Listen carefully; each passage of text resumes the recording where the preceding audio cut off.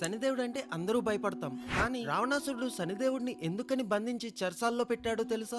రావణాసురుడు వేదాల్లోనే కాదు, జ్యోతిష్యంలో కూడా నిపుణుడు. రావణాసురుడు కొడుకైన మేఘనాథుడు జన్మించే సమయానికి గ్రహాలన్నీ ఉచ్చ స్థానంలో ఉండాలనే ఉద్దేశంతో అన్ని గ్రహాలని 11వ స్థానంకి వెళ్ళమని ఆదేశిస్తాడు. రావణాసురుడికి భయపడి అన్ని గ్రహాలు 11వ స్థానంకి వెళ్లి నిలుస్తాయి. కానీ ఒక్క శనిదేవుడు మాత్రం రావణాసురుడు మాటలు పట్టించుకోకుండా 12వ స్థానంకి వెళ్తాడు. దాంతో కోపగించిన రావణాసురుడు శనిదేవుడితో యుద్ధం చేసి ఓడించి బంధించి లంకా నగరంలో ఉన్న చెరసాల్లో సంకెళ్లతో కట్టిపడేస్తాడు. అలా వేల ఏళ్లు చెరసాల్లోనే ఉండిపోతాడు శనిదేవుడు. మళ్ళీ సీతమ్మని వెతుక్కుంటూ హనుమంతుడు లంకకి వచ్చినప్పుడు సంకెళ్లతో బంధించి ఉన్న శనిదేవుడిని చూసి ఆ సంకెళ్లు తెంపి శనిదేవుడిని విడిపిస్తాడు. దాంతో శనిదేవుడు హనుమంతుడు భక్తులు ఎవ్వరికీ శని ప్రభావం చూపించను అని హనుమంతుడికి మాట ఇస్తాడు. ఇంకా అప్పటి నుంచి హనుమంతుడు రావణాసురుడిని పట్టి పీడించి రావణుడి లంకను దహనం చేసి ఆఖరికి రావణాసురుడి పతనంకి ముఖ్య కారకుడు అవుతాడు. అందుకనే అందరూ చెప్పండి, జై బజరంగబలి.